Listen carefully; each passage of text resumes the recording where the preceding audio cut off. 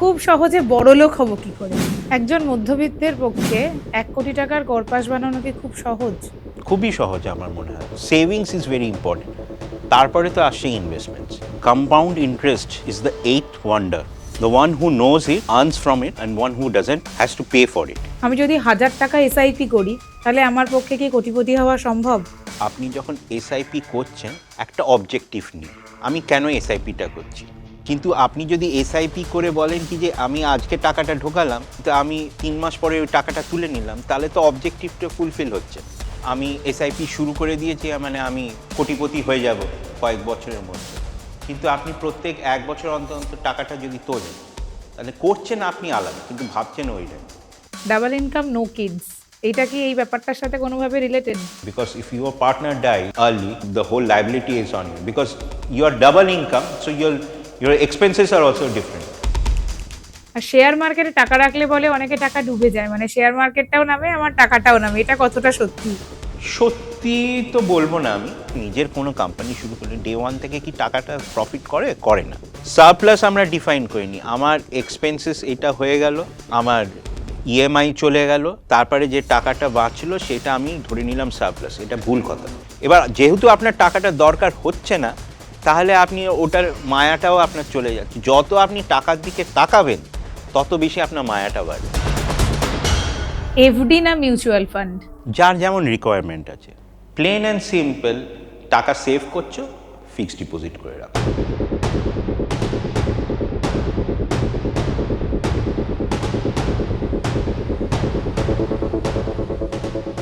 নতুন পাতা সাথে নন্দিনীর আরো একটি নতুন এপিসোডে আপনাদের স্বাগত। আমি নন্দিনী, এই পডকাস্ট চ্যানেলের হোস্ট। আজকের দিনে দাঁড়িয়ে কি করে সহজে বড়লোক হবেন, কোথায় সহজে ইনভেস্টমেন্ট করবেন, আপনার ফাইন্যান্সিয়াল পোর্টফোলিও ঠিক কিরকম হওয়া উচিত, এই সব নিয়ে কিন্তু আপনাকে গাইড করতে পারে শুধুমাত্র একজন ফিনান্সিয়াল অ্যাডভাইজার বা ফিনান্সিয়াল কোচ। এইসব নিয়ে আমরা আজকে আলোচনা করব আমাদের পডকাস্টে, এবং আমাদের সঙ্গে আজকে রয়েছেন financial adviser Mr Baudhayan Mukherjee.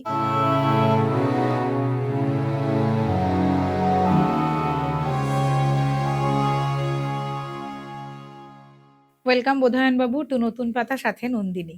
Thank you. কেমন আছেন? ভালো আছি, খুব ভালো। আপনাদের মতো ফাইন্যান্সিয়াল অ্যাডভাইজারদের তো ভালো থাকতেই হবে, কারণ এখন সবার মনের মধ্যেই একটা বড় চিন্তা, ইনভেস্টমেন্টকে কেমন করে আরো স্ট্রং করবে। Right. ছেলেরা চাইছে বেশি করে টাকা জমাবে, হুম। আর আমাদের মতন মেয়েরা চাইছে টাকা জমাবো কিন্তু আরো বেশি বেশি করে শপিং করব। আচ্ছা। সেই জন্যে এই পার্সোনাল ফাইন্যান্স কথাটা সবার মুখে মুখে এখন ভীষণ ঘুরছে। তো এই পার্সোনাল ফাইন্যান্স জিনিসটা কি, যদি একটু আমাদের বুঝিয়ে বলেন। পার্সোনাল ফাইন্যান্স অবভিয়াসলি এখন নতুন করে টার্মিনোলজিটা আমরা ইউজ করছি পার্সোনাল ফাইন্যান্স, কিন্তু আপনি যদি দেখেন আমাদের শুরুর থেকে আমাদের বাবা ঠাকুরদারা বরাবরই পার্সোনাল ফাইন্যান্সটা করে এসেছে। মানে বাবারা রোজগার করতেন, রোজগার করে একটা ঠাকুমা কিংবা মাদের একটা টাকা দিয়ে দিতেন, সেখান থেকে সংসার খরচাটা চলা হতো। সো এই পার্সোনাল ফাইন্যান্সের ৩টে ধাপ আছে। সাধারণত অনেক রকম টার্মিনোলজিস ইউজ করা যায়, কিন্তু আমি বলি ৩টে ধাপ আছে। একটা তো হচ্ছে প্রথম কথা, আপনাকে বাজেটিং করতে হবে। আপনাকে প্রথমে একটা বাজেট করে রাখতে হবে কি যে কোথায় কি খরচা হতে পারে। একটা প্ল্যানিং, বেসিক প্ল্যানিংটা করতে হবে। তারপরে আপনাকে সেভিং করতে হবে। সেভিংস করার পরে তারপরে আপনাকে ইনভেস্ট করতে হবে। এইটাই হচ্ছে পার্সোনাল ফাইন্যান্সের মেইন উদ্দেশ্য। এটাই উদ্দেশ্য হচ্ছে কি যে আমাকে বাজেট করে আমি সেভ করে কি করে ইনভেস্ট করব, যাতে টাকাটাকে বাড়াতে পারি। এবার বাজেটিং কিসের হতে পারে? আজকের দিনে আমাদের বাজেটিং অনেক রকমভাবে করা যেতে পারে। এক হতে পারে কি যে আমি যদি পড়াশোনা করছি, আমার ছেলেমেয়েদের পড়াশোনার একটা খরচা আছে। আমরা যখন এমবিএ করেছিলাম তখন যা খরচা ছিল, তখন একটা নরমাল এমবিএ করার জন্য ২.৫-৩ লাখ টাকা খরচা হতো। আজকের ডেটে আইআইএম ক্যালকাটা কিংবা যেকোনো আইআইএম থেকে যদি কেউ এমবিএ করে তাহলে ৩০-৩২ লাখ টাকা খরচা হয়। আইআইটি থেকে যদি ইঞ্জিনিয়ারিং করে তাহলে কিছু না হলেও ১৩-১৪ লাখ। যেহেতু এটা আইআইটি গভর্নমেন্ট স্পন্সর্ড, সেই জন্য ওখানে ১৩-১৪ লাখ হচ্ছে। প্রাইভেট হলে তো ছেড়েই দিই। তো এগুলোর জন্য আপনাকে বাজেটিং করতে হবে। আপনাকে পড়াশোনার জন্য একটা বাজেটিং করতে হবে, এডুকেশনের জন্য একটা বাজেটিং করতে হবে। আমাদের আজকে ফেসবুকের যুগ, আমাদের আজকে ইনস্টাগ্রামের যুগ, সবারই ইচ্ছে থাকে একটু ঘুরতে যাই, তো তার জন্য একটা ট্রাভেল প্ল্যান করতে হয় কি যে আমরা বছরের শুরুতেই আগে আমরা একটা প্ল্যান আউট করে নিই কি যে এখানে এখানে ঘুরতে যাব আমরা। তার জন্যও বাজেটিং করতে হবে।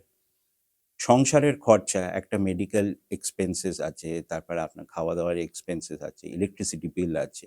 এগুলো সব জিনিসের জন্য আপনাকে একটা বাজেটিং করতে হবে। তো যখনই কেউ আয় করছে, যা রোজগার করছে, তাকে ১ম এ ডিসাইড করতে হবে কি যে কোন, কোন খাতায় কতটা আমি বাজেট করে রাখবো। বাজেটটা করার পরে ওইখান থেকে ওই খাতা থেকে খরচা হবে। সাধারণত কি হতো আগেকার সময় আমাদের আ মারা একটা খাতা রাখতো কি যে ওখানে এত খরচা করছি, এই খরচা করে এই আলু কত, পেঁয়াজ কত এইসব করে করতো। এই যে খরচাটা করার পরে কি হতো একটা ফাইনালি মাসের শেষে এত টাকা বাঁচলো। সেটা হচ্ছে সেভিংস। এবার এই যে সেভিংসটা করা হচ্ছে, এই সেভিংসটা এবার আমি যদি হাতে টাকাটা রেখে দেই, টাকাটা won't multiply বাড়বে না। তো আমাকে কি করতে হবে? তার জন্য আমাকে ইনভেস্ট করতে হবে। এবার ইনভেস্টমেন্টস এ অনেকগুলো অপশন আছে। সেগুলো আ কেউ ফিক্সড ডিপোজিট করতে পারে, কেউ মিউচুয়াল ফান্ড করতে পারে, কেউ ইকুইটি মার্কেটে করতে পারে, ডিপেন্ডিং কার কতটা রিস্ক অ্যাপেটাইট, কে কতটা রিস্ক ফ্যাক্টরটা নিতে পারে। তার কোনো ডেফিনিশন নেই কি যে ২০,০০০ এর বাজেটিং করতে হবে। যে ২০,০০০ রোজগার করছে তাকেও বাজেট করতে হবে। যে ৳৫,০০,০০০ মাসে রোজগার করছে তাকেও বাজেট করতে হবে। বাজেটিং ইজ ইম্পোর্টেন্ট হচ্ছে কি যে আপনি খেতে তো হবেই আপনাকে। আপনাকে বাড়িতে থাকলে আপনার ইলেকট্রিসিটি বিল তো লাগবেই। আপনার একটা টেলিফোনের খরচা তো আছে। এইগুলো হচ্ছে বেসিক। একটা মানুষ যে নতুন উপার্জন শুরু করেছে, সে ছেলে-মেয়ে যাই হোক না কেন, খরচ করার পর যে পোরশনটা বাঁচছে, সেটা দেখা যাচ্ছে যে তার জন্য সাফিসিয়েন্ট নয়, সে একটা গুড ইনভেস্টমেন্ট করতে চাইছে না। স তার ক্ষেত্রে আপনি কি বলতে চাইছেন? তার কি করা উচিত?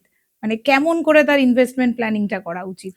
যারা নতুন চাকরিজীবী, নতুন চাকরি শুরু করেছে, সংসার করছে, তাদের মানে বেসিক কয়েকটা জিনিস আগে কভার আপ করতে হবে। এক হচ্ছে কি যে মেডিকেল এক্সপেন্সেসটা কভার করে রাখতে হবে। আর সেকেন্ড হচ্ছে লাইফ ইন্সুরেন্স। একটা লাইফ ইন্সুরেন্স খুব দরকার আছে। লাইফ ইন্সুরেন্স কেন দরকার হচ্ছে, আজকের ডেটে আমি আমি যখন ভাবুন ৫০,০০০ রোজগার করছি। তো আমার একটা খরচাও হচ্ছে। আস্তে, আস্তে আমার খরচা হচ্ছে, আমার এক্সপেন্সেসটাও বাড়ছে। আমার লায়াবিলিটিসও বাড়ছে। আমি একটা ফোন কিনলাম। আমি একটা গাড়ি কিনলাম। এগুলো সবই আমার এক্সপেন্সেস হচ্ছে। ফোনের জন্য অনেকে ইএমআই দিচ্ছে, গাড়ির জন্য ইএমআই দিচ্ছে, বাড়ি যদি কেনে তাহলে বাড়ির জন্য ইএমআই দিচ্ছে।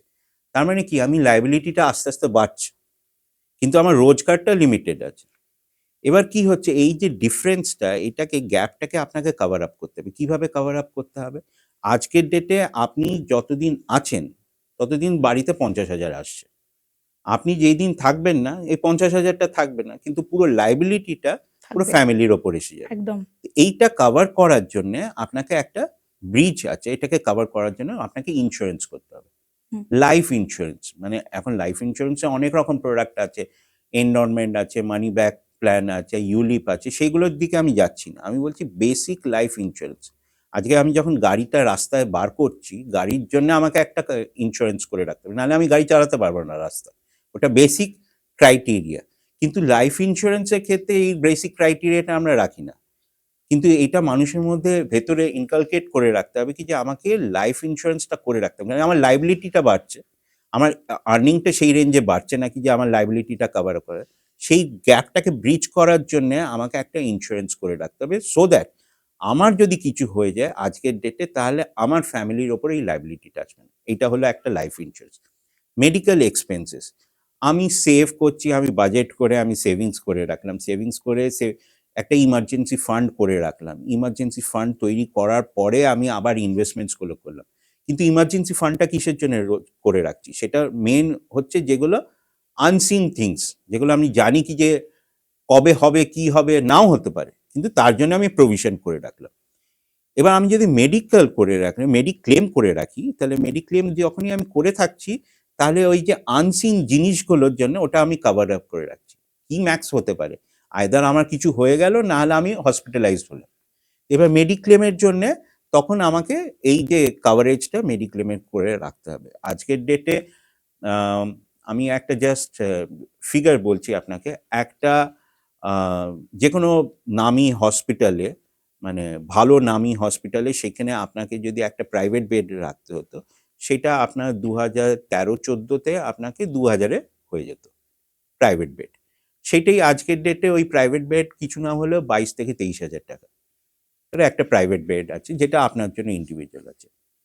অনেকে প্রাইভেট বেড অ্যাফোর্ড করতে পারবে না, হয়তো শেয়ারিং বেড করলেও 13,000 14,000 করে হচ্ছে, প্লাস আপনার মেডিকেল বিল, ডাক্তাররা আসছে। তো আপনি ভাবছেন কি যে আপনি হসপিটালাইজ করে ঢুকে আপনি ভাবছেন কি যে 1.5 থেকে 2 লাখ টাকা হয়ে যাবে, কিন্তু আদেও সেটা হচ্ছে না। সেটাতে আপনার বেড়ে যাচ্ছে হয়তো 6 লাখ থেকে 7 লাখ টাকা। এবার ওই যে 1.5 থেকে 2 এর জন্য আপনি চিন্তা ভাবনা করলেন, যে 6-7 যেটা হয়ে গেল, 4 থেকে 5 লাখ টাকা এক্সট্রা যেটা আপনাকে দিতে হলো, সেটা আপনাকে তখন ফেরত দিতে হবে। কি করতে হবে? তখন আপনি কার্ড ঘষছেন, নাহলে আপনি কোনো এক্সট্রা সেভিংস থেকে বার করে রাখছেন, তাহলে আপনার সেভিংসটা ইরোড হয়ে যাচ্ছে ওখান থেকে। সেইটাকে কভার করার জন্য আপনাকে প্রাইমারিলি কি করতে হবে? মেডিক্লেম করে রাখতে হবে। আর যত কম বয়সে মেডিক্লেম করে রাখা হয় ততই ভালো, কারণ কি তখন প্রিমিয়াম অ্যামাউন্টটা কম হয়। যার যত বয়স বাড়ে তখন রোগটাও বেশি হয়, তখন আবার প্রিমিয়াম অ্যামাউন্টটা বাড়তে থাকে। কেন কি, যেই মেডিক্লেম কভারেজটা আপনি নিয়ে রাখবেন, কেউ যদি 22-23 বছরের যদি মেডিক্লেম কভারেজটা নিয়ে রাখলো, সেই হাই অ্যামাউন্টটা যদি নিয়ে রাখে, তাহলে সেটা ওই একই রকম থাকবে। একই রকম 60 বছর বয়স অবধি প্রিমিয়ামটা একই রাখবে, যদি না ও প্রিমিয়াম দিতে ভুলে যায়। তো সেই জন্য হচ্ছে আপনার মেডিক্লেমটা করে রাখা দরকার। সেকেন্ড হচ্ছে আপনার ইন্স্যুরেন্সটা করে রাখা।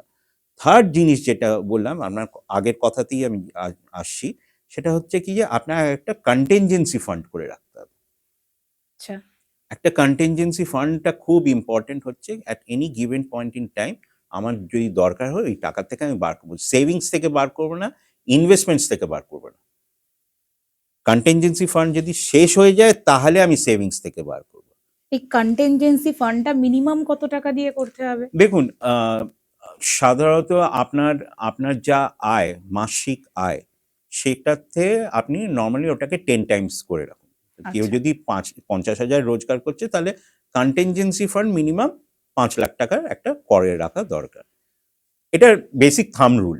এটা চেঞ্জ হতেই পারে। কেউ যদি 12 লাখও করে রাখে, 15 লাখও করে রাখে, কোনো এতে নেই। কিন্তু ওটা বেসিক। তো কন্টিনজেন্সি ফান্ডটা করে রাখলো, একটা হচ্ছে ইন্স্যুরেন্স করে রাখলো, আর 3 নম্বর হচ্ছে মেডিক্লেম করে রাখলো। তারপরে যা সেভিংস হলো, তারপরে যা খরচা করলো, করে তারপরে ইনভেস্টমেন্টস, এগুলো সব করতে হয়। সো বটম লাইন হচ্ছে, একটা যে প্রথম যে চাকরিজীবী যে শুরু করছে, তার জন্য এই 3টে বেসিক থিং প্রথম কভার করে রাখা। আর একটা টার্ম পলিসি বলে কথা ভীষণ শোনা যায়। টার্ম পলিসিটা কি জিনিস? টার্ম পলিসিটা হচ্ছে, টার্ম মানে হচ্ছে টেনিওর। একটা টেনিওরের জন্য আপনি কভারেজ করে রাখলেন। যেমন গাড়ির করে রাখলাম, গাড়ির ইন্স্যুরেন্স যেমন আমরা করি। আমি আবার গাড়ি, সবার পছন্দের গাড়ি, সেই জন্য আমি গাড়ির কম্প্যারিজনে আসছি। গাড়ির যখন আমি ইন্স্যুরেন্স করে রাখলাম, তাতে কি আমি কিছু টাকা ফেরত পাচ্ছি? পাচ্ছি না। না। গাড়িতে যদি কিছু অ্যাক্সিডেন্ট হয়, কিছু যদি হয়, তাহলে আমার ইন্স্যুরেন্সে ওই যে ড্যামেজটা হচ্ছে ওইটা পেমেন্টটা হয়ে যাচ্ছে। আচ্ছা। টার্ম ইন্স্যুরেন্সটা সিমিলারলি হচ্ছে কি যে আপনার একটা বেসিক লায়াবিলিটি আছে, আপনার ইএমআই আছে, অনেকগুলো ইএমআই আছে, একটা মাসের শুরুতে একটা খরচা আছে, পুরো সংসারের যে খরচা, ইএমআই, এটা নিয়ে এটা একটা ফিগার আসবে। কেউ যদি 50,000 রোজগার করছে, তাহলে নর্মালি তার যদি খুব একটা বেশি মানে ইএমআই না দিয়ে রাখে, তার নর্মালি ওর 30 থেকে 35 লাখ টাকার মতন একটা আহ, খরচা থাকবেই। মানে ওনার অ্যাবসেন্সে ওই 30 থেকে 35 লাখ টাকাটা সংসারকে লাগবে।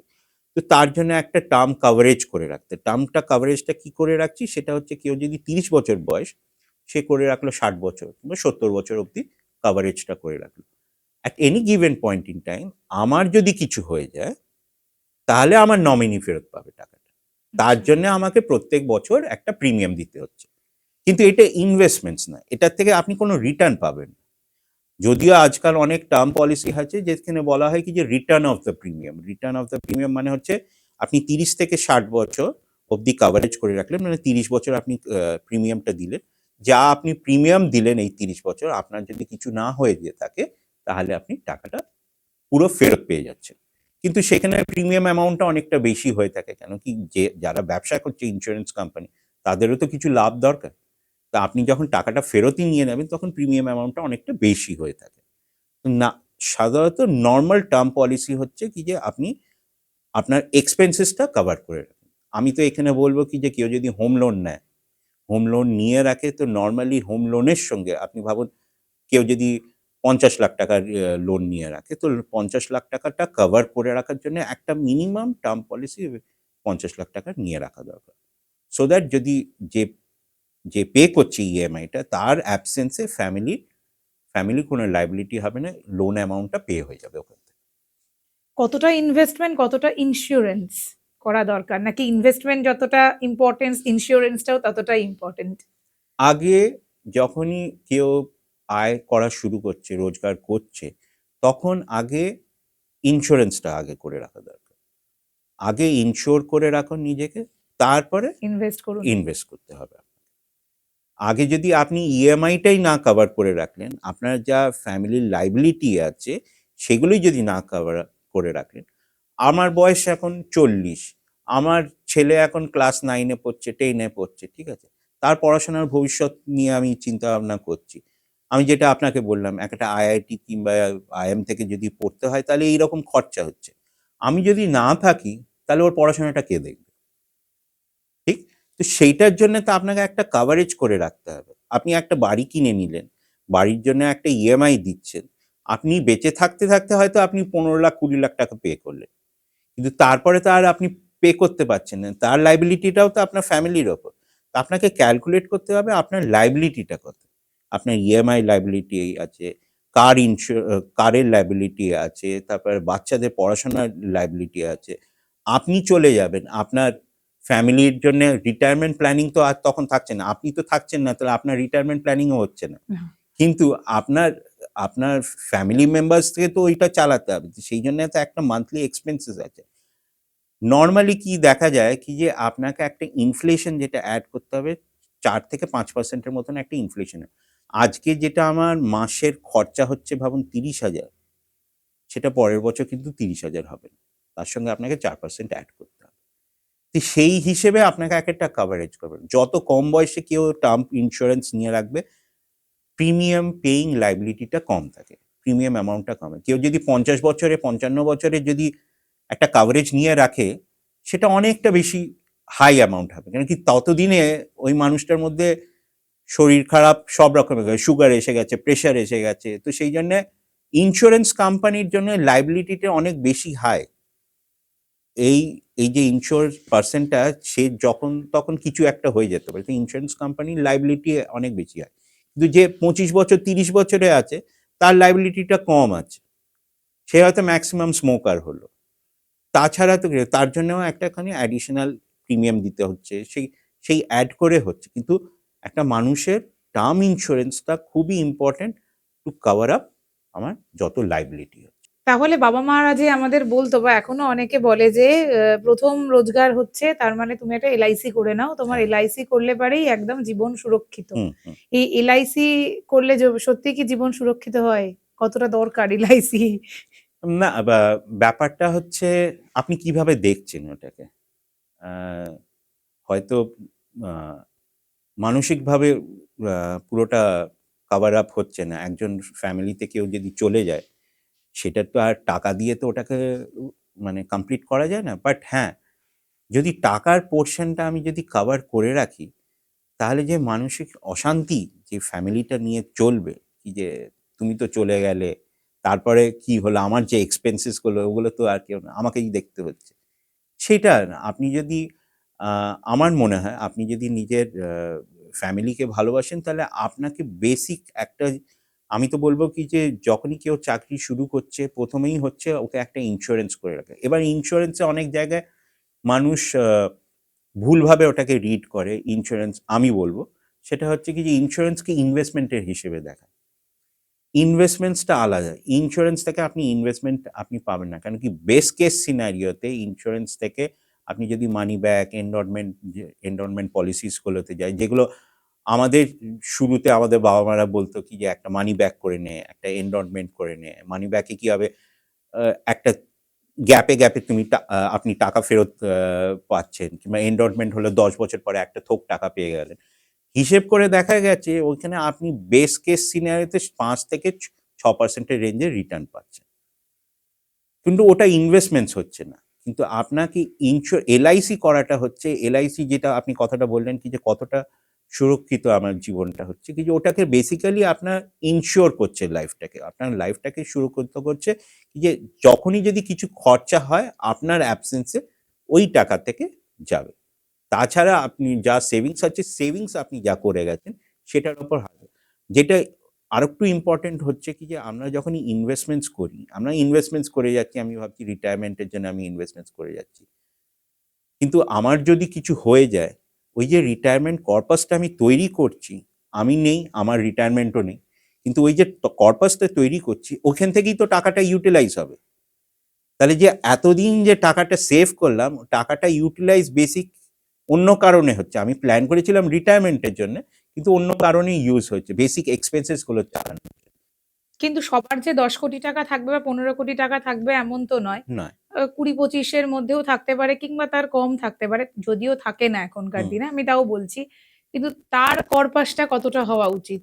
যে রোজগার করছে, ভাবুন 50,000 টাকা, তাকে দেখতে হবে কি যে আমার ইমার্জেন্সি কর্পাস যদি আমি বলি, কন্টিনজেন্সি ফান্ড যেটা আমি বলছি, সেইটা হচ্ছে কি যে 10 Times of your monthly income, তার মানে 5 লাখ টাকা।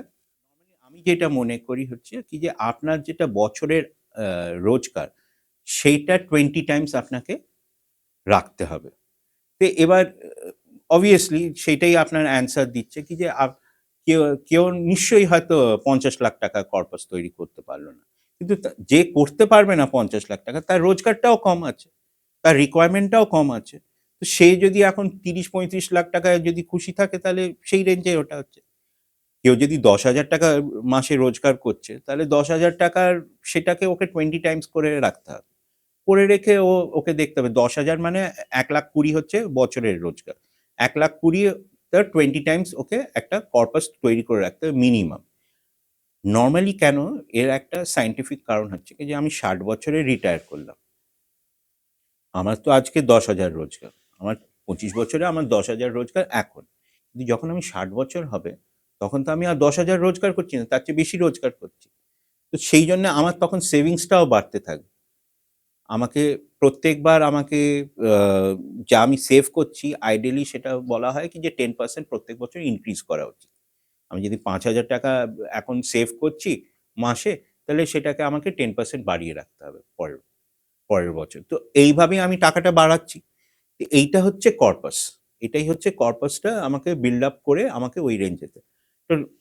তো জাস্ট টু অ্যান্সার আপনি যেটা বলছিলেন কি যে নট নেসেসারিলি কেউ হয়তো 10 কোটি 20 কোটি নাও করতে পারে, কিন্তু যে করতে পারবে না তার রোজগারটাও কম আছে, তার রিকোয়ারমেন্টটাও কম আছে, তাকে ওইটাই দেখতে হবে 40 লাখ 50 লাখ 1 কোটির রেঞ্জে করতে হবে। যেমন যেমন আপনি রোজগার করবেন সেরকম করে আপনাকে বিল্ড আপ করতে হবে। কারণ কি, এটা আবার হিউম্যান সাইকোলজি, আপনি যত রোজগার করছেন আপনার লাইফস্টাইলটাও চেঞ্জ হয়ে যাচ্ছে। একদমই তাই। হ্যাঁ, আপনি যখন 20,000 টাকা রোজগার করতেন তখন হয়তো আপনার লাইফস্টাইলটা অন্যরকম হতো, আপনি অটো রিক্সায় যেতেন, তাই না? আর এখন এখন যখন আপনার 50,000 1 লাখ টাকা আপনি রোজগার করছেন তখন এখন আপনি আমি, ওলা উবের ট্যাক্সি ছাড়া আপনি হ্যাঁ, ভাবছেন না। একদমই তাই। এবার হঠাৎ করে কেউ যদি ধরুন ট্যাক্সিতে চড়ছে কিংবা নিজের গাড়িতে চড়ছে, তাকে যদি দুম করে বলা হয় পোস্ট রিটায়ারমেন্ট কি যে ভাই তুমি এবার রিটায়ার করে গেছো, তুমি এবার ওলা উবের করে যাও না রিক্সায় যাও, তো তার লাইফস্টাইলটাই ওটা হবে না, তার অসুবিধে হবে। সেই জন্য আপনাকে প্ল্যান করতে হবে কি যে আমি কতটা এক্সপেন্সেসটা আমি নিজের বাড়াবো, কতটা আমার ক্ষমতার বাইরে আমি করছি, যেটা ক্ষমতার বাইরে করছি সেটাকে কাট ডাউন করা দরকার। There is a very fine line between haves and have nots. আজকের ডেটে আমার কাছে ফোন আছে, আমি আইফোন 17 প্রো নিতে পারি, আর আবার আমি একটা নর্মাল ভিভো ওপো নিতে পারি। আমার রিকোয়ারমেন্টটা আমাকে ডিফাইন করতে হবে, আমার কি আদৌ আইফোনের রিকোয়ারমেন্ট আছে, এটা আমি মনে করি। যদিও অনেকে হয়তো মানতে চাইবেন না কি যে হ্যাঁ আমি রোজগার করছি, আমার লাইফস্টাইলটাও ওইভাবে, আমি যদি সবই বাঁচাই তাহলেই মানে আমি লাইফটা এনজয় করছি না। এটা একটা থট প্রসেস। আজকে আরেকটা কথা ভীষণ শোনা যায়, এসআইপি। এসআইপিটা কি জিনিস? এটা করাটা কতটা, মানে কি বলবো, দরকার আমাদের? এই last post Covid mutual fund সাই এইটা এই অ্যাডটা খুব আসছে মার্কেটে, মানে টিভিতে আমরা যখনই দেখি মিউচুয়াল ফান্ড সাই মিউচুয়াল ফান্ড সাই থেকে এসআইপি হচ্ছে। এসআইপি মানে হচ্ছে সিস্টেমেটিক ইনভেস্টমেন্ট প্ল্যান। এসআইপির পুরো কথাটার মানে হচ্ছে সিস্টেমেটিক ইনভেস্টমেন্ট প্ল্যান। এবার এসআইপি কিসে করতে পারি? এসআইপি আমি মিউচুয়াল ফান্ডসে করতে পারি, ঠিক আছে। মিউচুয়াল ফান্ডসে অনেক রকম অপশান আছে, যেমন ইকুইটি অপশানস আছে, ডেট অপশান আছে।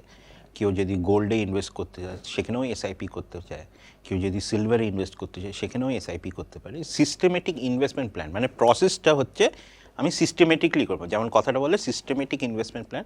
সিস্টেমেটিক মানে আয়দা আমি মান্থলি করতে পারি, নাহলে আমি ডেলি করতে পারি, নাহলে উইকলি করতে পারি, এরকম না, কিংবা বাই মান্থলিও করতে পারি। এর হচ্ছে সিস্টেমেটিক ইনভেস্টমেন্ট প্ল্যান। এসআইপিতে আমি একটা কথা বলি, আমি যখন কেরিয়ার শুরু করেছিলাম তখন প্যান ইন্ডিয়া ইন্ডাস্ট্রি অ্যাভারেজ ছিল 1000 কোটিও আসতো না এসআইপি। আজকের ডেটে সেটা হচ্ছে, লেটেস্ট ডেটাটা বলছে around close two around 31,000 crores প্রত্যেক মাসে এসআইপি ভলিউম যেটা মার্কেটে ইনভেস্টেড হচ্ছে। এই যে 31,000 কোটি টাকা যেটা মার্কেটে ইনভেস্ট করছে, সেখানে আজকের ডেটে এই বছর নতুন কেওয়াইসি রেজিস্টার করা হয়েছে ক্লোজ টু অ্যারাউন্ড 10 কোটি। মানে আমাদের 150 কোটির পপুলেশনের মধ্যে 10 কোটি লোক এখন শুধু মিউচুয়াল ফান্ডসে করছে ইনভেস্ট। এইটাই যদি 20 কোটি হয় তাহলে কত টাকার ভলিউম হবে সেটা আপনি আন্দাজ করতে পারছেন। সেই টাকার ভলিউমটা মার্কেটে ইনভেস্টেড হচ্ছে। সিস্টেমেটিক ইনভেস্টমেন্ট প্ল্যানে আমি যেটা মনে করি যে একটা বেসিক প্রিন্সিপাল ফলো করতে হবে। আপনি যখন এসআইপি করছেন একটা অবজেক্টিভ নিয়ে, আমি কেন এসআইপিটা করছি, আমি করলাম এসআইপিটা ভাবুন যা টাকাটা জমবে সেটা দিয়ে আমি হয়তো ফরেন ট্যুর করলাম, যে টাকা জমলো সেখানে আমার মেয়ের 12th পরে যদি পড়াশোনার কিছু এক্সপেন্সেস হচ্ছে সেটার জন্য হচ্ছে। যেটা আগেই শুরুতে বলেছিলাম, ইনভেস্টমেন্ট অবজেক্টিভটাকে ম্যাপ ইন করতে হবে আপনাকে। ইনভেস্টমেন্ট অবজেক্টিভের সঙ্গে ইনভেস্টমেন্টসটা আপনাকে করতে হবে। অবজেক্টিভ এইটা, আপনার ইনভেস্টমেন্টস। এসআইপি হচ্ছে টুল। আপনি প্রত্যেক মাসের যে টাকাটা জমাচ্ছেন সেটা ওই ইনভেস্টমেন্ট অবজেক্টিভটা ফুলফিল করার জন্য। এবার আপনার ইনভেস্টমেন্ট অবজেক্টিভটা তো লং টার্ম, কিন্তু আপনি যদি এসআইপি করে বলেন কি যে আমি আজকে টাকাটা ঢোকালাম কিন্তু আমি 3 মাস পরে ওই টাকাটা তুলে নিলাম, তাহলে তো অবজেক্টিভটা ফুলফিল হচ্ছে না। তো সেইটাকে জন্য আপনাকে একটু টাইম দিতে হবে। তো আমি যেটা বলি, এটা নোন প্রিন্সিপাল, সেটা হচ্ছে বলা হয় কি যে 7-5-3-1। 7 বছর আপনাকে এসআইপিটা ইনভেস্ট করতে হবে উইদাউট এনি থট প্রসেস কি যে আমি এই টাকাটা তুলব। আপনি তো ইনভেস্ট করছেন একটা অবজেক্টিভের জন্য, সেখান থেকে আপনি হঠাৎ করে যে টাকাটা তুলে নেন তাহলে অবজেক্টিভটা মিট হচ্ছে না। 5 রকমভাবে এটা 7 হলো। 5 হলো কি যে আপনাকে 5 অ্যাসেট ক্লাসে ডাইভার্সিফাই করতে হবে। আপনি ইকুইটিতে করতে পারেন, ডেট ফান্ডে করতে পারেন, আপনি ব্যালেন্স ফান্ডে করতে পারেন, আপনি gold fund, multi asset allocations ফান্ডসে করতে পারেন, আপনি গ্লোবাল ইকুইটি ফান্ডস অপশনসে করতে পারেন। এরকম 5টা জায়গায় আপনাকে ইনভেস্ট করতে হবে। সেইটা আপনার যে ইনভেস্টমেন্ট অ্যাডভাইজার যার সঙ্গে আপনি কথা বলে সে আপনাকে গাইড করে দিতে হবে। মোট কথা হচ্ছে 5টা জায়গায় আপনাকে ইনভেস্ট করতে হবে, 5টা অ্যাসেট ক্লাসে আপনাকে ইনভেস্ট করতে হবে। এটা হলো 5। 3, এটা হচ্ছে হিউম্যান সাইকোলজির ওপর। ইনভেস্টমেন্টসটা অনেকটাই হচ্ছে আপনি কি ভাবছেন আর কি করছেন তার মধ্যে অনেকটা ডিফারেন্স আছে। আপনি ভাবছেন কি যে আমি এসআইপি শুরু করে দিয়েছি মানে আমি কোটিপতি হয়ে যাব কয়েক বছরের মধ্যে, কিন্তু আপনি প্রত্যেক 1 বছর অন্তর অন্তর টাকাটা যদি তোলেন তাহলে করছেন আপনি আলাদা, কিন্তু ভাবছেন ওই রেঞ্জে। তো এরকমও হতে পারে, যখন দেখুন এই বছরটা আমরা যেমন শুরু করলাম 1 জানুয়ারিতেই, এই মাসের শুরুতেই ট্রাম্প অ্যাটাক করলো ভেনেজুয়েলা করলো। ওইখানে আপনার চায়না আর তাইওয়ানের একটা ঝামেলা চলছে। আমরা তো রাশিয়া ইউক্রেনের ঝামেলা চলছে, সব জায়গায় চলছে, একটা আনসার্টেনিটি প্রিভেল করছে মার্কেটে।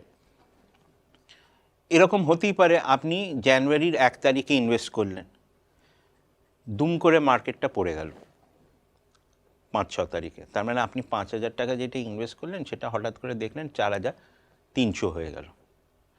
হ্যাঁ, তখন আপনার একটা ফ্রাস্ট্রেশন হলো, ওটা একটা ইমোশন হলো, একটা ফ্রাস্ট্রেশন হচ্ছে।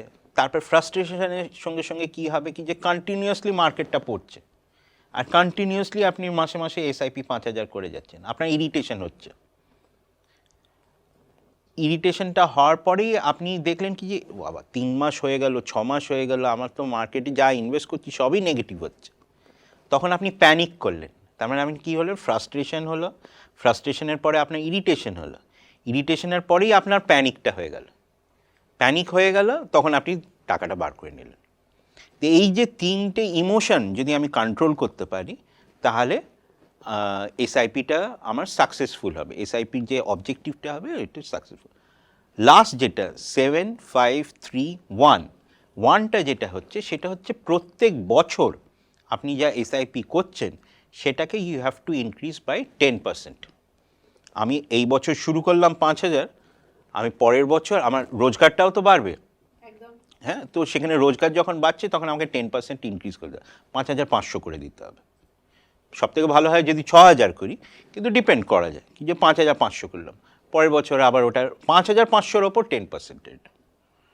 এইভাবে আমাদের এই যে প্রিন্সিপালটা 7-5-3-1 যদি আমি ফলোটা করি, তাহলে এসআইপির করার যে অবজেক্টিভটা সেটা ফুলফিল হবে। আর যে যত আগে এসআইপি শুরু করবে তার জন্যে ততই ওটা ইউজফুল। একটা এক্সাম্পল বলি, ভাবুন 2 বন্ধু, রাহুল আর প্রীতি, ঠিক আছে? রাহুল 25 বছরে এসআইপি শুরু করলো, 5,000 টাকা করে করলো। প্রীতির বয়স 35, ও 5,000 টাকা এসআইপি করলো, রাহুলকে দেখে দেখে ও 5,000 করে এসআইপি শুরু করলো। দুজনেই ডিসাইড করলো আমরা 60 বছরে এসআইপিটা বন্ধ করে দেবো। আপনি যেখানে 5,000 টাকার এসআইপি করছেন, যে ফান্ডে করছেন, ধরে নিন আপনার ওটা 12%, 12%-এর মতন অ্যানুয়ালাইজ রিটার্ন দিচ্ছে, তাহলে রাহুলের কর্পাস দাঁড়াবে 25 থেকে 60 বছরে ক্লোজ টু অ্যারাউন্ড 1,65,1,70,000-এর মতন দাঁড়াবে, ও কোটিপতি হয়ে গেল। কিন্তু প্রীতি 35 থেকেই শুরু করলো, ও 60-এ বন্ধ করলো, একই ফান্ডে করলো যেটা 12% রিটার্ন দিচ্ছে, কিন্তু তার কর্পাসটা হয়ে যাবে 55-60 লাখ টাকার মতন একটা কর্পাস হয়ে গেল। তাহলে রাহুল কেন এত বেশি পেল? কেন কি রাহুল আগে 10 বছর আগে ও শুরু করলো, ওর পিরিয়ডটা বেশি। তো আপনি যত এসআইপি লম্বা টেনিওরে করবেন, তাহলে আপনার কম্পাউন্ডিং এফেক্ট হবে। কম্পাউন্ডিং জিনিসটাই হচ্ছে আপনার মেন এসআইপির একটা মানে অবজেক্টিভ। এসআইপি যত আগে শুরু করবেন তত বেশি কম্পাউন্ডিং আপনার হতে থাকবে। আমি যদি 1,000 টাকা এসআইপি করি, তাহলে আমার পক্ষে কি কোটিপতি হওয়া সম্ভব? কবে শুরু করছেন সেটার উপর ডিপেন্ড করছে। আপনি যদি 50 বছরের ডিসাইড করেন কি যে আমি 1,000 টাকা এসআইপি করব, তাহলে সেটা হবে না। আপনি যদি 18 বছর কি 20 বছরে কেউ যদি চিন্তাভাবনা করে, ফর এক্সাম্পল আমি তো মনে করি আপনাদের সন্তান যখনই মানে অ্যাডাল্ট হয়ে যাচ্ছে, মানে 18 ইয়ার্স প্লাস হয়ে যাচ্ছে, প্যান কার্ড হয়ে যাচ্ছে, ওনাদের নামে এসআইপি, বাচ্চাদের নামে এসআইপি করা উচিত আমার মনে হয়। কেন কি তখন তো সবই সেভিংস হচ্ছে, আমি যে 1,000 টাকা দেবো সেটাও খরচাই করবে, সে তা ওর নামে যদি আমি এসআইপি করতে থাকি, তো for example he or she would be self sufficient at any given point. 21 বছরে পড়াশোনা করার পরে 22-23 বছরের পরেও হয়তো চাকরিজীবী শুরু করলো, বাই দ্য টাইম ও 23 বছর পৌঁছালো, 5 বছর অলরেডি ও ইনভেস্ট করে দিয়েছে। তো ওরা একটা কর্পাস তৈরি হয়, যে কর্পাস কথাটা কর্পাস তৈরি হয়ে গেছে। তো ওর ব্যাক এন্ডে ও জানে কি যে ও কলকাতা থেকে ব্যাঙ্গালোর শিফট করলো, তো ব্যাঙ্গালোরে গিয়ে ওখানে তো একটা বেসিক এক্সপেন্সেস আছে, তো ওই টাকাটাই ইউটিলাইজ হয়ে যাবে, সেটা ওর জানবে কি যে ওর নিজের টাকাই ও ইউটিলাইজ হয়ে গেল। তো ডে 1 থেকে ও মানে ইন্ডিপেন্ডেন্ট হয়ে গেল। তো সেই জন্য যত আগে শুরু করা যায় তত ভালো। মানে যেটা আমি ওই রাহুলের গল্পটা বললাম, সেইটাই আপনার মানে অ্যাপ্লিকেবল ওখানে, ওটা হচ্ছে। আর শেয়ার মার্কেটে টাকা রাখলে বলে অনেকে টাকা ডুবে যায়, মানে শেয়ার মার্কেটটাও নামে, আমার টাকাটাও নামে, এটা কতটা সত্যি?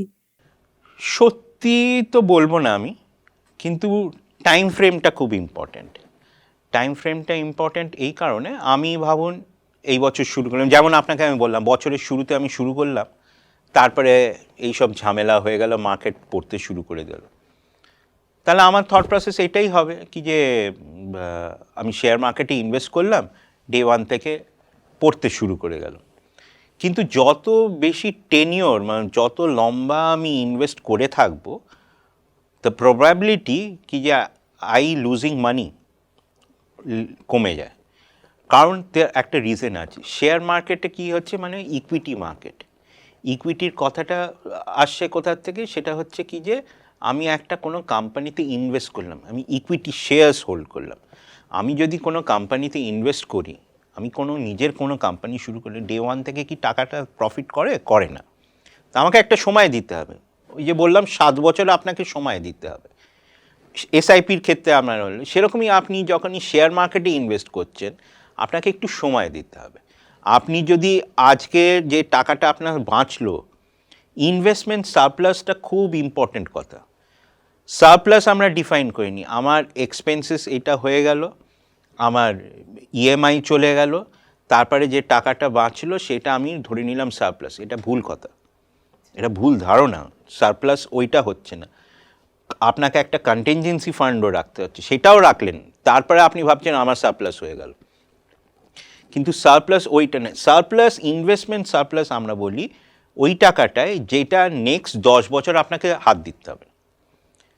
যখনই কিছু দরকার হয় ইমার্জেন্সির ক্ষেত্রে, ছেলেমেয়ের পড়াশোনার ক্ষেত্রে, আপনার মেডিকেল এক্সপেন্সেসের জন্যে, কোনো সময় কিন্তু ওই ইনভেস্টমেন্ট সারপ্লাসটা আপনাকে হাত দিতে হবে না। এইটা যদি আপনি, ওটাকে বলা হয় ইনভেস্টমেন্ট সারপ্লাস। ওই টাকাটা আপনাকে ডিফাইন করে আপনাকে ওখান থেকে আপনি শেয়ার মার্কেটে ইনভেস্ট করলেন। এবার যেহেতু আপনার টাকাটা দরকার হচ্ছে না, তাহলে আপনি ওটার মায়াটাও আপনার চলে যাচ্ছে। যত আপনি টাকার দিকে তাকাবেন তত বেশি আপনার মায়াটা বাড়বে, তাই না? তো সেইখানে আপনার যত লম্বা আপনি ইনভেস্ট করবেন, ইনভেস্ট করে আপনাকে ভুলে যেতে হবে কি যে আমি শেয়ার মার্কেটে ইনভেস্ট করেছিলাম। হ্যাঁ, আপনাকে ভালো স্ক্রিপ্টসে ইনভেস্ট করতে হবে, ভালো কোম্পানিসে ইনভেস্ট করতে হবে। আপনি যদি এটা না বোঝেন তাহলে আপনাকে কোনো ওয়েলথ ম্যানেজার, ইনভেস্টমেন্ট অ্যাডভাইজারের কাছ থেকে আপনাকে সাপোর্ট নিতে হবে। কিন্তু একটু পড়াশোনা করে আপনাকে ইনভেস্ট করতে হবে। দুম করে কোনো এরকম স্টক হয়ে গেল যেটা আপনি এই নাম শুনলেন, বন্ধুবান্ধবরা বলল, সেটা আপনি ইনভেস্ট করলেন, তাহলে সেটা আপনি তো বেশি পড়াশোনাটা করেননি, তো সেই দ্য প্রবাবিলিটি আপনি ক্যাপিটালটা লুজ করার সেটা অনেকটা বেশি হাই হয়ে যায়। তার মানে কি হচ্ছে, আপনাকে সময় দিতে হবে, একটু পড়াশোনা করতে হবে। এই দুটো যদি আপনি করে যদি শেয়ার মার্কেটে ইনভেস্ট করেন, তাহলে কোনো দিন টাকা ডুববে, কোনো দিন টাকা ডোবেনি আজ অবধি। যারা ডিসিপ্লিনভাবে ইনভেস্ট করেছে, যারা আনডিসিপ্লিন ম্যানারে ইনভেস্ট করেছে, আজ টাকা ধরে 3 মাসের চিন্তাভাবনা করে করেছে, সেখানে টাকা লুজ করবেই। মানে এখানে আমি আর একটা গল্প বলি। আমি যখন নিজের কেরিয়ার শুরু করি, আমি তখন বম্বেতে ছিলাম। বম্বেতে আমি ইকুইটি রিসার্চে ছিলাম। আমি অনেক নিজের বন্ধুবান্ধবদের এই গল্পটা আমি করি। ইকুইটি রিসার্চে ছিলাম, তো একটা দিন ছিল যেদিন আমরা কি হতো, আমরা প্রত্যেকটা স্টকসের অ্যাডভাইস দিতাম, দিয়ে আমরা ডিলারদের বলে দিতাম কি যে এই শেয়ারটা কিনতে হবে। ডিলাররা কাস্টমারদের বলতো কি যে এই শেয়ারগুলো কিনতে। তো এরকম আমরা কল যা আমরা দিচ্ছি ডিলারদের, সেটা প্রত্যেকটা যা কল দিচ্ছি সবই ভুল হচ্ছে। তো আমি সদ্য MBA পাশ করে আমি তারপরে ওখানে জয়েন করেছি। তো অবভিয়াসলি একটু ফ্রাস্ট্রেটিং লাগছিল, কিন্তু যা আমি কল দিচ্ছি সবই ভুল হচ্ছে। তো আমরা তারপরে আমাদের ভাইস প্রেসিডেন্ট আমাদের বস বললেন কি যে আজকে মার্কেট বন্ধ করে দাও, টার্মিনাল বন্ধ করো, চলে যাও তোমরা। তো আমরা 5-6 জন যারা ম্যানেজমেন্ট ট্রেনিং ছিলাম, গিয়ে আমরা নারিমান পয়েন্টে বসে রইলাম। বসে তারপরে আমরা যে প্রথম ট্রেন, যেটা চার্চগেটের ট্রেন, চার্চগেট থেকে বরিভিলির ট্রেনটা, ওই ট্রেনটাতে থেকে দালাল স্ট্রিটের সব ব্রোকাররা ফেরত যায়। তো সবাই তখন কথাবার্তা, সেই দিন মার্কেটটা খুব খারাপ অবস্থা ছিল, সবাই বলছে মার্কেট খুব খারাপ ছিল, এই ছিল। তো তার মধ্যে সবাই কিছু স্ক্রিপ্টস, কিছু শেয়ার্সের নাম বলতে, যেগুলো আমরা শুনিনি কোনোদিন। আমরা বন্ধুবান্ধবরা ওই 5-6 জন আমরা যারা ছিলাম, আমরা নিউজ পেপারে লিখতে শুরু করলাম কি যে 8-9টা নাম এরকম করে লিখলাম। 15-16টা নাম আমরা, বাই দ্য টাইম আমরা বরিভিলি পৌঁছেছিলাম, 15-16টা নাম আমাদের খাতায় ছিল। আমরা পরের দিন গিয়ে দেখলাম পরের দিন গিয়ে আমরা দেখলাম কি যে এই শেয়ারগুলো কেমন মুভমেন্ট করে। আমরা অবাক হয়ে গেলাম, ওই যে 15টা শেয়ার ছিল তার মধ্যে 5টা শেয়ার যা টার্গেট প্রাইস ছিল পরের দিনে সেটা হিট করলো।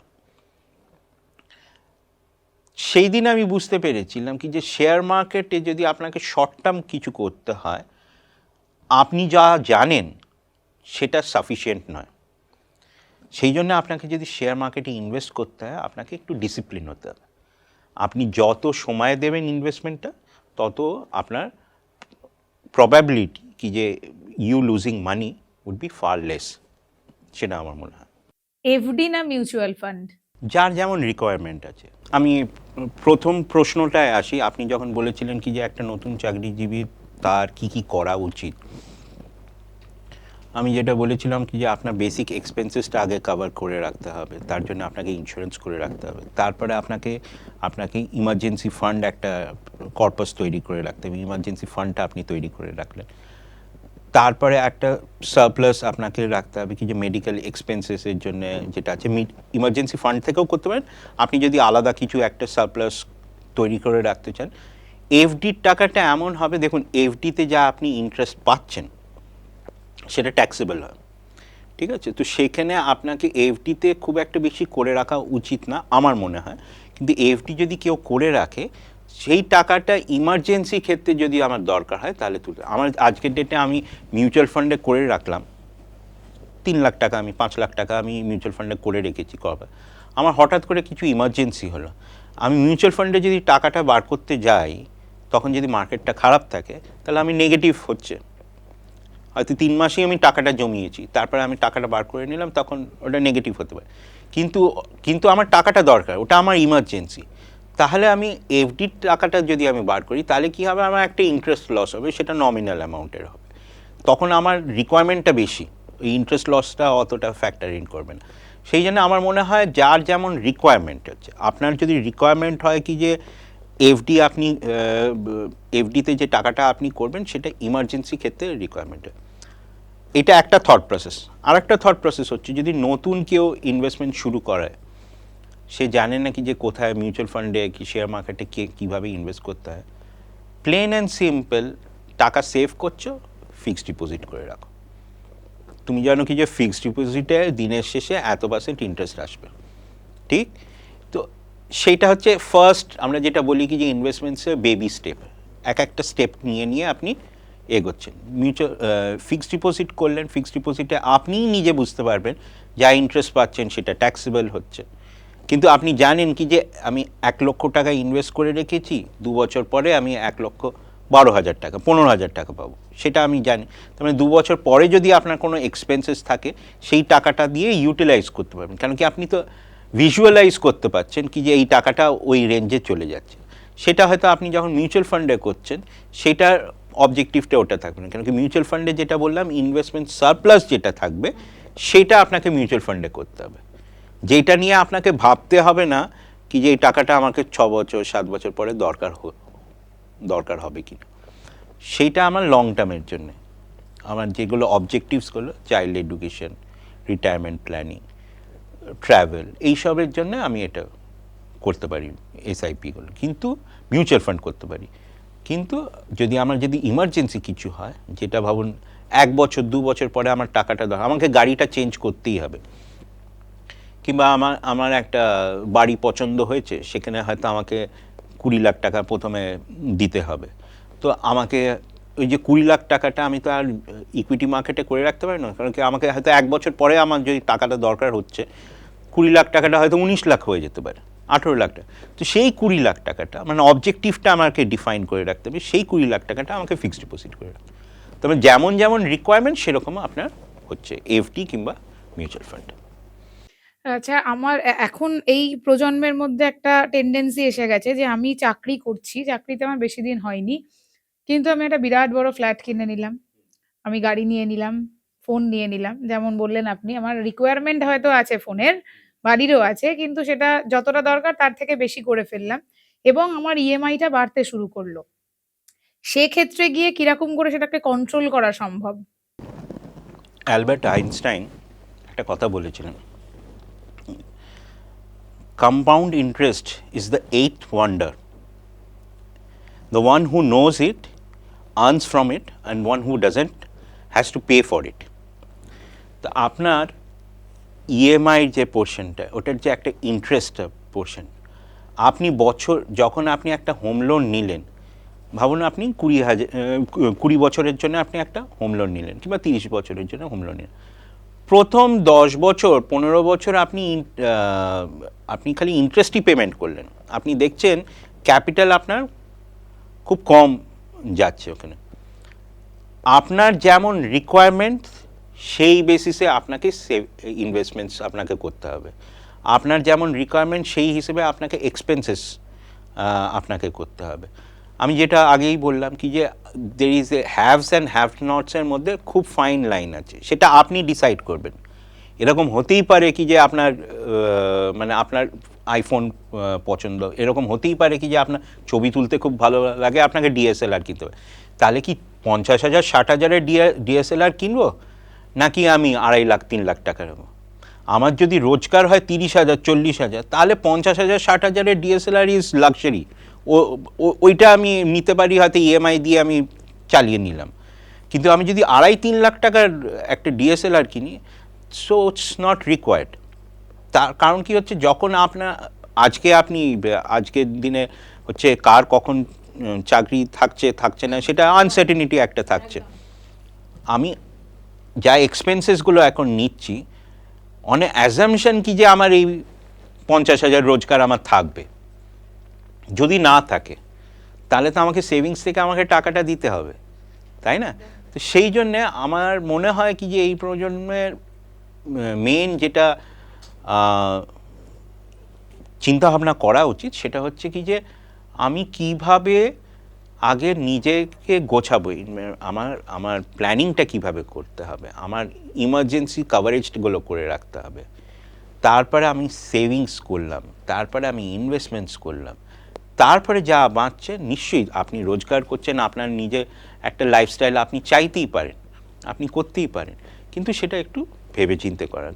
কারণ কি, এই যে ইএমআইয়ের বার্ডেনটা, ইন্টারেস্টের যে বার্ডেনটা, সেটা কোনো দিন কমবে না, আর এটা বাড়বেই।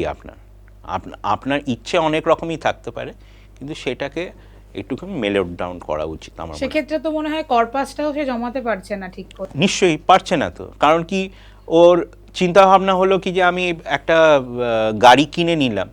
আজকের ডেটে কোনো গাড়ি 10 লাখের নিচে আসে না, ঠিক আছে? আমি বেয়ার মিনিমাম ভাবুন 10 লাখের একটা গাড়ি কিনে নিলাম, তার জন্য আমার ইএমআই বার্ডেন কিছু না হলো 16-17 হাজার টাকা।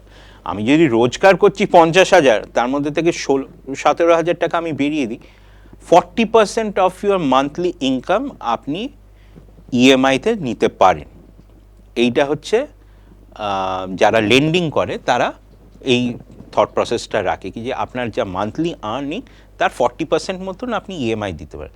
তার মানে কি এই কি যে 40%ই আপনাকে নিতে হবে, সেটা তো না।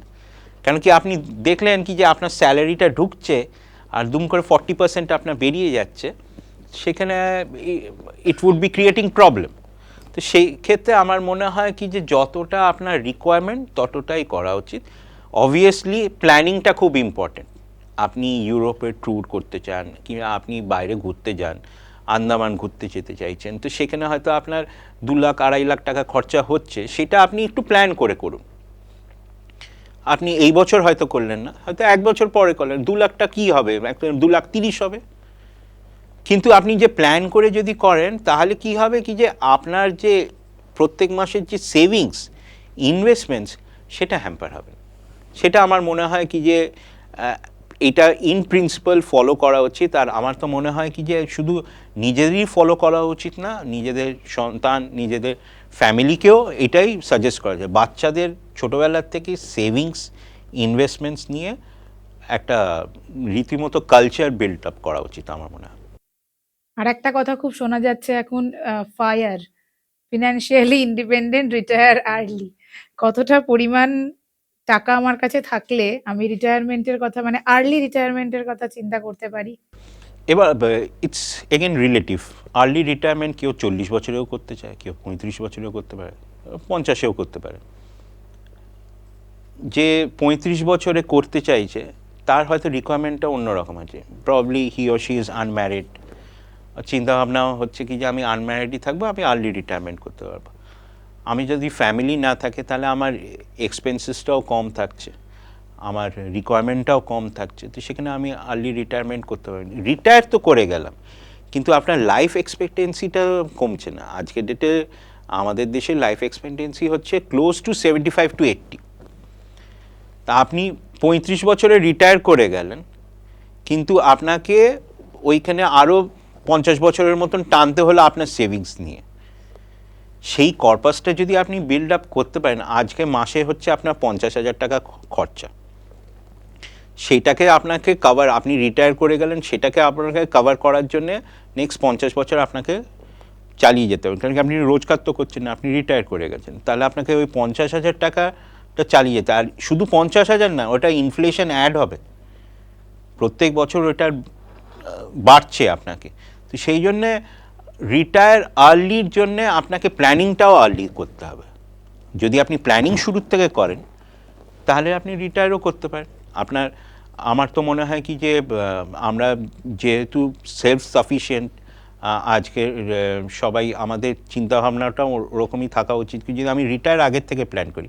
আমি তো মনে করি আমরা যখন কেরিয়ার শুরু করেছিলাম তখন আমরা অতটা ফোকাস ছিলাম না ইন টার্মস অফ রিটায়ারমেন্টের পরে কি করব। এখন আজকের জেনারেশন, জেন জি যেটাকে বলা হচ্ছে, সেটা তারা অনেক আগে থেকে প্ল্যান আউট করে নেয় কি যে আমি হয়তো 40 বছরে রিটায়ার করবো।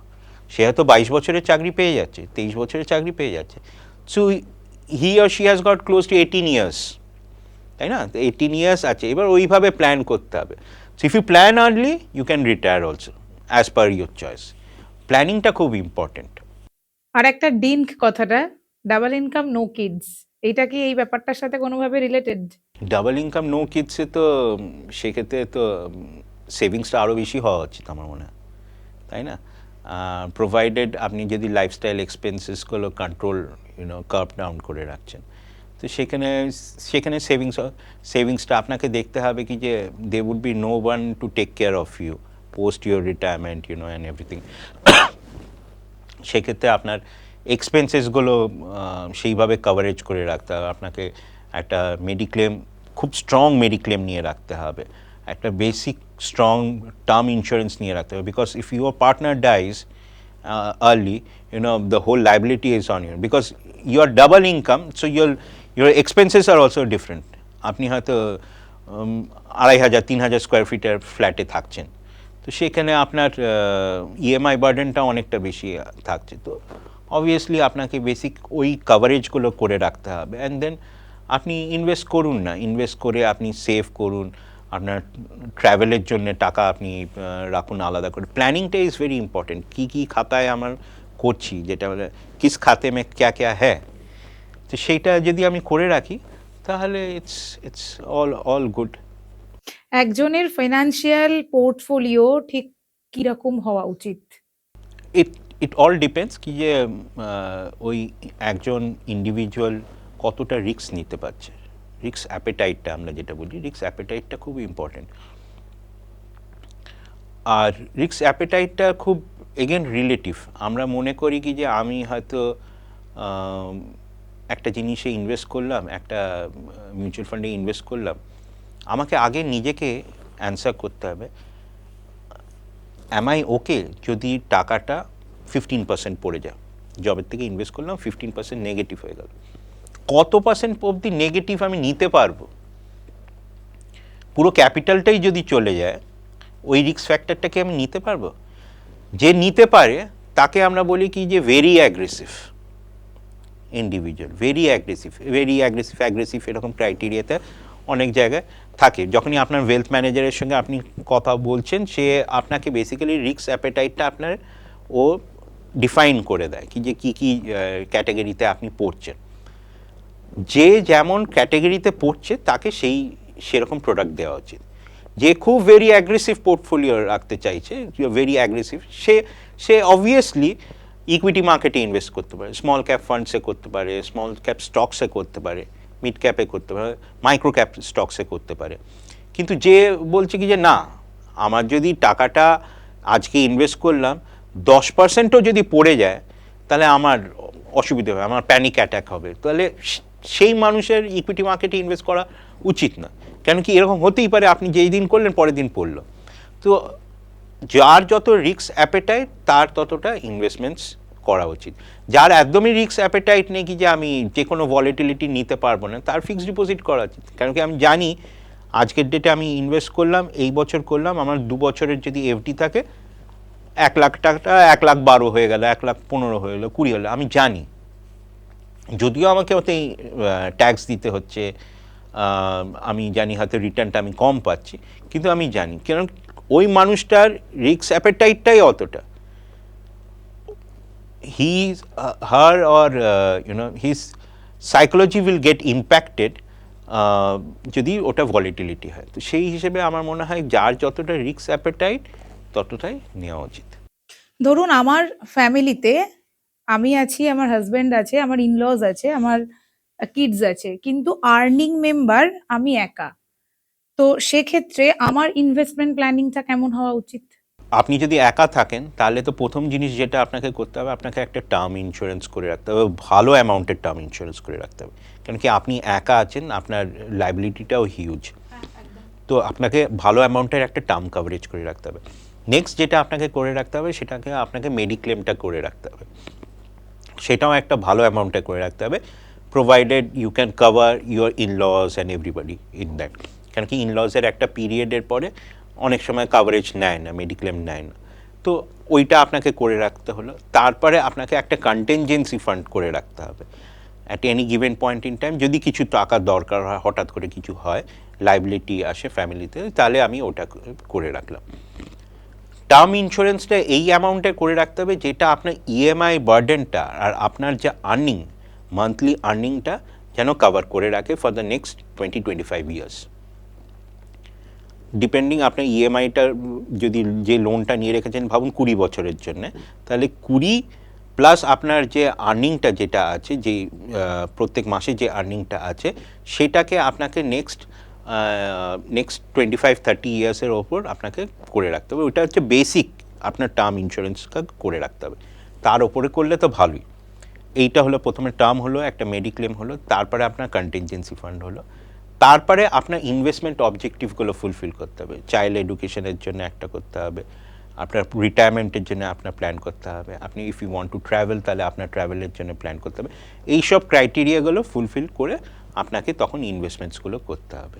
তো এই 3-4টে স্টেপ যদি একজন ইন্ডিভিজুয়াল ফলো করে, আর আপনাকে যেটা করতে হবে, যেটা এসআইপির ক্ষেত্রে বললাম 7-5-3-1, সেই ক্ষেত্রে সেই লজিকটা যদি কেউ ইউজ করে, সেই প্রিন্সিপালটা যদি কেউ ইউজ করে, তাহলে ইনভেস্টমেন্টসে একটা ইন্ডিভিজুয়ালের জন্য ইটস ওয়েল প্ল্যান থাকতে হবে।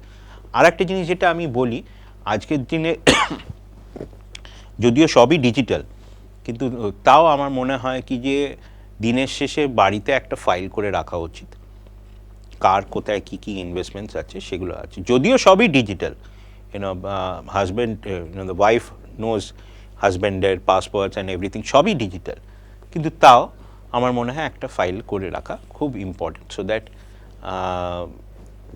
At any given point in time যদি দরকার হয় তাহলে সেটা হচ্ছে। এইটা একটা ইন্ডিভিজুয়াল যদি করে তাহলে anybody can be Virat Kohli. তাহলে খুব সহজে বড়লোক হব কি করে? এটা কি ডিসিপ্লিন। হওয়া যায়? হ্যাঁ, বড়লোক হওয়া যায়। ডিসিপ্লিন আর পেশেন্স, এই দুটো যদি একটা ইন্ডিভিজুয়াল নিজের ইনভেস্টমেন্ট ফিলোসফিতে রাখে তাহলে বড়লোক হওয়া যায়। কারণ কি ডিসিপ্লিন যখনই থাকবে তখনই ও প্রত্যেক মাসে সেভ করবে, ডিসিপ্লিন যখনই থাকবে তখন প্রত্যেক বছর এই সেভিংসটা 10% করে বাড়াবে, আর পেশেন্স যখনই থাকবে তখনই আজকে এই পড়ে গেল, কালকে এই বাড়লো, তাহলে একটু বেশি প্রফিট হয়ে গেছে, আমি টাকাটা বার করে নিই, একটু ঘুরতে চলে যাই কোথাও, এই যে চিন্তা ভাবনাগুলো তাহলে যদি না থাকে তাহলে বড়লোক করা যায়। তবে হ্যাঁ, এটাও আমি মনে করি বড়লোকের সঙ্গে সঙ্গে you have to enjoy your money also. মানে সবই আমি রেখে দিলাম ফর দ্য নেক্সট জেনারেশন, অনেকজন এরকম বলে, আমার চেনা পরিচিত ক্লায়েন্টসরাই বলে কি যে সবই যদি রেখে দিই বাট সো অবভিয়াসলি সেটা যদি আমি প্ল্যান করে করি, আমি যদি 2 বছর পরে কোনো একটা ফরেন ট্রিপ করতে চাই, তাহলে আমি ওর জন্য প্রভিশনস যেটা আছে সেটা আমি করে রাখলাম। সেরকম প্ল্যানিং যদি করে আমি করে বড়লোক ইজিলি করা যায়। ইটস অল অ্যাবাউট কম্পাউন্ডিং, মানে যত টেনিওরটা আমি বাড়িয়ে রাখবো ইনভেস্টমেন্টসে, আর আমি যদি রিটার্নটা যে ইনস্ট্রুমেন্টটা আমি যেটা আমি পাচ্ছি রিটার্নটা, সেটা থেকে যদি আমি 10-12% রেঞ্জে 8%ও যদি হয়, আমি যদি টেনিওরটা বাড়িয়ে রাখি, তাহলে ওটা কম্পাউন্ডিং হচ্ছে। তাহলে কম্পাউন্ডিং হলে আমি তো বড়লোক হতেই পারবো। একজন মধ্যবিত্তের পক্ষে 1 কোটি টাকার কর্পাস বানানো কি খুব সহজ? খুবই সহজ আমার মনে হয়। কেউ যদি অ্যাজ স্মল অ্যাজ 1000 টাকা এসআইপিও শুরু করে, আর উইথ এ থট প্রসেস কি যে আমি প্রত্যেক বছর ওটাকে 10% বাড়াবো। আমি যদি কোনো বছর বোনাস পেলাম, কি আমি ইনসেন্টিভ পেলাম, কি বড় টাকা আমি পেলাম, কোনো কোম্পানি চেঞ্জ করলাম, তখন ঠোক টাকা পেলাম, সেটাকে ইনভেস্ট করতে শুরু করলাম, তাহলে তা 1 কোটি খুব ইজিলি হতে পারে। আমি যেটা বললাম আপনাকে, রাহুল আর প্রীতির গল্প হচ্ছিল, 25 বছরে শুরু করলো, 60 বছরে ও রিটায়ার, মানে টাকাটা বার করা হলো। তো অবভিয়াসলি 5,000 টাকা দিয়েই তো শুরু করেছিল। 5,000 টাকায়, হ্যাঁ সেখানে অঙ্ক ছিল কি যে 5,000টা 10% বাড়াচ্ছে না, কিন্তু বেসিক 5,000ই রাখছে, 10% সেটাও বাড়াচ্ছে না, কিন্তু 12% রিটার্ন থাকছে যেই ইনস্ট্রুমেন্টটাতে ইন করছে। তো ওখানে 1,65,00,000, 1,70,00,000 তো হচ্ছে। টেনিওরটা আর ডিসিপ্লিনটা যদি থাকে, তাহলে 1 কোটি করা খুবই ইজি। আর মানে ইনফ্যাক্ট তার জন্য চাকরি পাওয়ার দরকার নেই, চাকরি পাওয়ার আগেও আমি ডিসিপ্লিন বা টেনিওর থাকলে ওটা করতেই, আমার ইনভেস্টমেন্ট প্ল্যানটাকে স্ট্রং বানাতেই পারি। হ্যাঁ নিশ্চয়ই, কারণ কি আমি যেটা বললাম কি যে আপনার সন্তানের যখন 18 বছর হয়ে যাচ্ছে, তখনই যদি প্যান কার্ড অ্যাপ্লাই করে রাখেন, আমি তো মনে করি প্যান কার্ড অ্যাপ্লাই করে থাকা উচিত। আর করে তারপরে যদি ইনভেস্টমেন্ট মান্থলি করা হয়, তো ইজিলি হয়ে যাবে। কারণ কি 18 বছরে আপনি দেখবেন বাঙালিদের মধ্যে অতটা জিনিসটা ফলো করা হয় না, কিন্তু HUF, Hindu undivided family, HUF যেটাকে বলি আমরা, সেই প্রভিশনটা আছে। সেখানে HUF-এ কী হয়, ভাবুন আমি, আমার স্ত্রী, আমার সন্তান, ঠিক আছে, ইটস অ্যান HUF। আমি আমার একটা প্যান কার্ড করতে পারি, আমার স্ত্রীর একটা প্যান কার্ড করতে পারি, আমার ছেলে মেয়ে যখনই ও 18 ইয়ার্স হয়ে যাচ্ছে, ওর প্যান কার্ড একটা করে ফেলতে পারি, একটা HUF অ্যাকাউন্টও করতে পারি। এবার ওই HUF অ্যাকাউন্টেও আমি ইনভেস্টমেন্টস করতে পারি, তার ট্যাক্স লায়াবিলিটিটা আলাদা, সেটা আপনার CA বলে দেবে। তো সেখান থেকে HUF কনসেপ্টেও আমরা করি। তো এই যে চিন্তাভাবনাটা আছে বাঙালিদের মধ্যে খুবই কম আছে। আমরা অনেক অনেক সোসাইটিতে দেখা গেছে কি যে বাচ্চা জন্মানোর পরেই ওর জন্য একটা PF অ্যাকাউন্ট খুলে দেওয়া হলো, PPF অ্যাকাউন্ট খুলে দেওয়া হলো। তো ওইখান থেকে টাকা জমাচ্ছে না। আমারই চেনা পরিচিত অনেক বন্ধুবান্ধব, আমরা যখন পড়াশোনা করছিলাম তখন আমার কাছে হয়তো সেভিংস সেরকমই কিছু নাই, কিন্তু আমার বন্ধুর যেহেতু ওর বাড়ির থেকে একটা PF অ্যাকাউন্ট খুলে দেওয়া হয়েছিল, প্রত্যেক বছর ওখান থেকে টাকা জমা করা হচ্ছে। সেই এগেন ডিসিপ্লিন, সেভিংস। কেন কি ওর পেরেন্টস জানে কি যে আমি এই টাকাটা রাখছি, ওরই টাকা থাকবে, ওর অবজেক্টিভটা ফুলফিল হবে, ওর জন্য একটা পড়াশোনার জন্যে, once he gets married, settle down, কিডসের জন্য আমি এটা নাতনি হলো, তার জন্য আমি একটা ইনভেস্টমেন্টস করে দিলাম। এরকম চিন্তাভাবনা বাঙালিদের মধ্যে এখন আসছে, কিন্তু ইনিশিয়ালি খুব কম ছিল। কিন্তু এইটা অন্য প্রবাবলি ইন গুজরাট আর মহারাষ্ট্র, রাজস্থান, এইসব জায়গায় অনেক বেশি প্রচলিত ছিল। তো সেই হিসেবে আমার মনে হয় কি যে that should be the basic idea. যারা নতুন চাকরিতে আসছে বা চাকরি এখনো পায়নি, তারা তাদের ইনভেস্টমেন্টটাকে আরো কি করে স্ট্রং করবে, সেই জন্য আপনার কিছু যদি সাজেশনস থাকে। যদি ওরা চাকরি না পেয়ে থাকে, তাহলে অ্যাজ লো অ্যাজ, যদি আমি বলি পকেট মানিটা যেটা পাচ্ছে ফ্যামিলি থেকে, সেইখানে আমার মনে হয় যা এক্সপেন্সেস করে যদি ওখান থেকে সেভিংসটা করতে পারে। Savings again it's an behaviour pattern. আপনি অনেকে আমার বন্ধুবান্ধবরা এরকম ছোটোবেলা আমরা দেখতাম কি যে টাকা খরচা করছে না, সেভ করে রাখছে, কি হচ্ছে পিগি ব্যাংকে টাকা রাখছে, ইটস এ গুড বিহেভিয়ার। ঠিক আছে, আমরা হয়তো খরচা করেছি কিন্তু ও হয়তো পিগি ব্যাংকে টাকা রাখছে, তো তাকে আমরা হয়তো বলছি কিপটে, কিন্তু আইডিয়ালি হয়তো ও টাকাটা সেভিংস করে রাখছে। তো সেভিংস ইজ ভেরি ইম্পর্টেন্ট। তারপরে তো আসছে ইনভেস্টমেন্টস। আগে সেভিংসটা করতে হবে। তো যারা নতুন শুরু করছে, ইনিশিয়ালি এখন চাকরি পায়নি, হয়তো ইনিশিয়ালি পাচ্ছে, ফার্স্ট থিং ফার্স্ট হচ্ছে কি যে সেভিংসটা আর এক্সপেন্সেসটা কন্ট্রোল করতে হবে।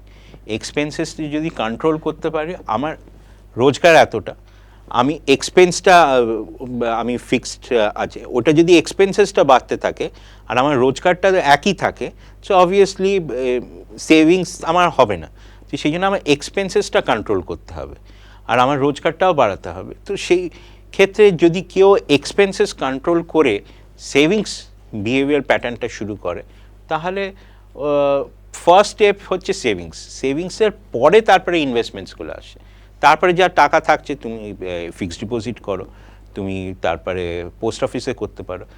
যখন তুমি বুঝে গেলে এখানে ইন্টারেস্ট রেটটা কম, তখন এবার তুমি মিউচুয়াল ফান্ডসে করো, কারণ কি ওই মিউচুয়াল ফান্ডসে তোমাকে ওই আবার এই 7531-এর প্রিন্সিপালটা ফলো করতে হবে। মিউচুয়াল ফান্ডসে যে টাকাটা আমি ইনভেস্ট করছি সেটাকে ইনভেস্ট করে ভুলে যেতে হবে। থ্যাংক ইউ বুধায়ন বাবু, নতুন পাতা সাথে নন্দিনীকে এতটা সময় দেওয়ার জন্যে আরো একবার অসংখ্য ধন্যবাদ। এখনো তোমরা যারা এই এপিসোডটা দেখছো, এখনো যারা নিজেদের ইনভেস্টমেন্টকে গুছিয়ে নিতে পারোনি বা মনে করছো যে নিজেদের ইনভেস্টমেন্টটাকে আরো স্ট্রং করবে, তারা অবশ্যই বুধায়ন বাবুর সঙ্গে যোগাযোগ করো। আপনার পারমিশন থাকলে আপনার ডিটেলসটা আমরা কমেন্ট বক্সে দিয়ে দেব। বুধায়ন বাবুর ডিটেলস আমাদের কমেন্ট বক্সে দেয়া থাকলেও এপিসোডটা দেখো, অবশ্যই বুধায়ন বাবুর সাথে যোগাযোগ করো। আর আমি যেটা সবসময়তেই বলি, নতুন পাতা একটা ছোট্ট পরিবার, সেটা সমৃদ্ধ করতে আপনাদের সাপোর্ট আমাদের অবশ্যই দরকার। আর এপিসোডটা ভালো লেগে থাকলে অবশ্যই আপনার প্রিয় মানুষের সাথে এপিসোডটা শেয়ার করে নেবেন, সাথে থাকবেন, সাবস্ক্রাইব করবেন নতুন পাতা সাথে নন্দিনী, যেখানে প্রতিটি গল্প একটি নতুন পাতার শুরু।